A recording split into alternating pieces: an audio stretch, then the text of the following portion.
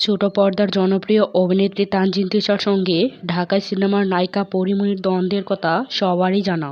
তবে সম্প্রতি একটি ফ্যাশন শোতে একই মঞ্চে দেখা গেছে এই দুই অভিনেত্রীকে।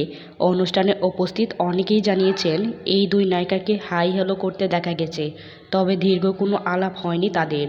বিষয়টি নিয়ে একটি সংবাদ মাধ্যমে কথা বলেছেন অভিনেত্রী তানজিন তিশা, যেখানে তিনি জানিয়েছেন পরীমনির সঙ্গে দ্বন্দ্বের মিটমাট বা তার সঙ্গে কথা বলার কোনো প্রয়োজন মনে করেন না তিনি। বিগত দিনে সোশ্যাল মিডিয়াতে পরীমনি যেভাবে তাকে অপদস্থ করেছেন তা ভুলে যাননি তিশা।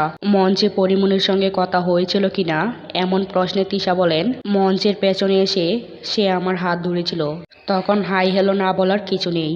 তিশা পরীর দ্বন্দ্ব শুরু বছরখানেক আগে। পরীমনি ও শরীফুল রাজের দাম্পত্য কলহের মধ্যে রাজকে জড়িয়ে তার ফেসবুক আইডি থেকে অভিনেত্রী তানজিন তিশার আপত্তিকর ভিডিও প্রকাশ হয়।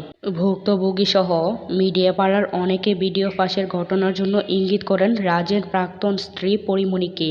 এই ঘটনার রেশ ধরেই পরীমনি ও তানজিন তিশার সম্পর্কে অবনতি ঘটে। এরপর থেকেই দুজনের মধ্যে কথা বলা এমনকি মুখ দেখাও বন্ধ হয়ে যায়। সম্প্রতি হারলেনের শুভেচ্ছা দূত হিসেবে যুক্ত হয়েছেন তানজিন তিশা।